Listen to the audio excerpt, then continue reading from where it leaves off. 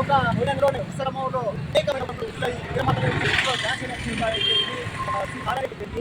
మహాకవి శ్రీశ్రీ అయిపోయింది, తర్వాత ఆచార్య జయశంకర్ అయిపోయింది, అన్నీ ఒకే నెలలో వచ్చినాయి. మరి మన వాళ్ళందరికీ కూడా అంతకంటే ముందు ఏది వినాడో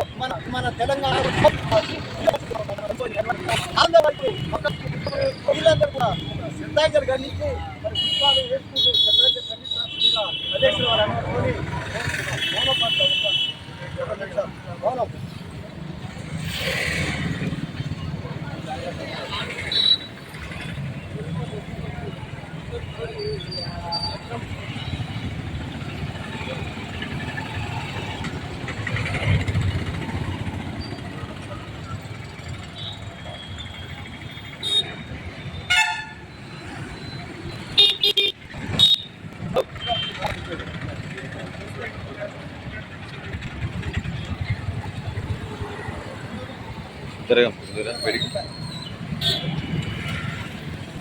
జాతియోధులకు పులక పూజించరారా, వీరుల పులక పూజించరారా, అమర వీరులకు జాతియోధులకు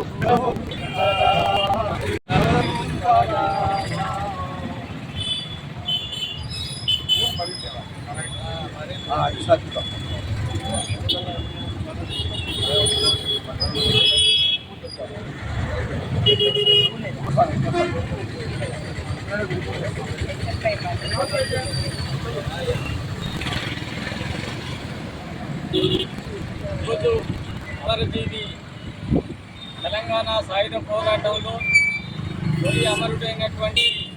దొడ్డి కొమరయ్య గారి 78వ సందర్భంగా విద్యాపేట పూర్వ విద్యార్థుల మిత్ర మండలి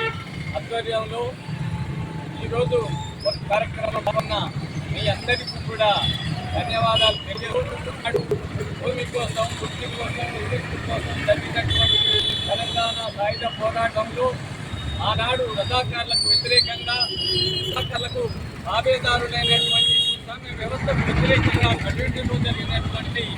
ఆంధ్ర తెలంగాణ పోరాటంలో తొలి అమరుడైనటువంటి మన తొలి కొమరయ్య గారు ఆయన చరిత్ర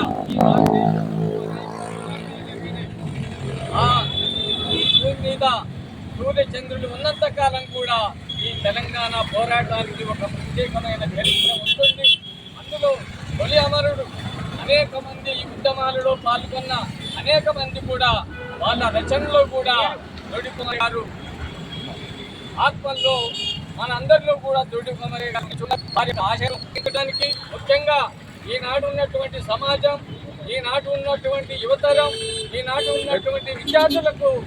ఈ పోరాటం యొక్క స్ఫూర్తి ఎక్కడం లేదు,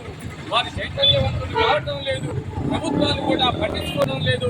కాబట్టి ఆనాటి చరిత్రను విద్యార్థి లోకానికి ఎక్కియాలంటే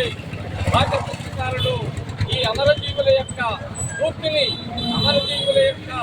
చైతన్యాన్ని పాఠాలుగా చెప్పి సమాజానికి అందించవలసిన